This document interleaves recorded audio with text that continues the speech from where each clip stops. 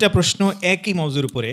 এটা ওই যে ভোট এবং জোট এবং বিভিন্ন ইসলামী দল একসাথে আমাদের দেশে, আপনি জানেন, একসাথে তারা এখন যে পরিস্থিতি তারা করতে চাচ্ছে, তো এই ব্যাপারে বলছে যে তারা যে চেষ্টা করতে চাচ্ছে, তারা রাষ্ট্র কায়েম করবে, এই ব্যাপারে কি উপদেশ এবং এটা কি সঠিক পন্থা কিনা এবং এই ব্যাপারে তাদের কি ভূমিকা থাকতে পারে, আমাদের দায়িত্ব? ইমাম মালিক রাহিমাহুল্লাহ, জি, স্বর্ণযুগের ইমাম এবং 4 ইমামের অন্যতম ইমাম, মদিনার তিনি ইমাম দারুল হিজরা, তিনি বলেছেন লাই ইয়াসলুহা আখিরু হাযিহিল উম্মাহ ইল্লা বিমা সালাহা বিহি আউয়ালুহা। এই উম্মতের শেষ জামানা পর্যন্ত যে কোনো সমস্যার সমাধান একমাত্র সেই পথই হবে যেই পথে ইসলামের প্রথম যুগের মানুষদের সমস্যার সমাধান হয়েছে।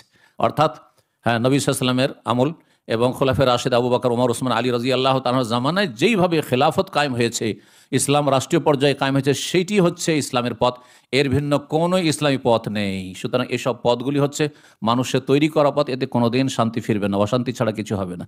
আসলেও প্রথম কথা আসতেই দিবে না ইসলামের নামে, আর যদি আসেন তো টেনে হেঁচড়ে ফেলে দিবে, কারণ সব আগাছাতে ভরা, আগাছাতে ভরা। আপনার অবস্থাই তৈরি হয়নি যে দেশের অধিকাংশ জনগণ ইসলামকে সাদরে গ্রহণ করবে। জি, কারণ চোর ভালো করে জানছে ইসলামকে গ্রহণ করলে তো আমার হাত কেটে যাবে, ঠিক না? খুনি ভালো করে জানছে আমি তো বাঁচতে পারবো না, জেনাকারী ভালো করে জানছে যে আমাকে তো কঠিন শাস্তি দেওয়া হবে, তাই না? সুতরাং কখনো মেনে নেবেন, অধিকাংশ অসৎ লোকেদের মাঝে কখনো এইভাবে রাষ্ট্রীয় পর্যায়ে ইসলাম কায়েম হবে না। সাহাবায়ে কেরামদের তরিকায় যেতে হবে। সুতরাং ব্যক্তি জীবনে দাওয়ার কাজ করুন, পারিবারিক দাওয়াতি কাজ করুন, এইভাবে এগিয়ে চলুন, যেভাবে নবী সাল্লাল্লাহু আলাইহি ওয়াসাল্লাম সংস্কার করেছেন ওইভাবে করুন। ইনশাআল্লাহ তাআলা দেখবেন যে আল্লাহ লা ইস্তাখলিফান্নাহুম খিলাফত এমনিতে নিয়ামত হিসাবে দিবেন। জি।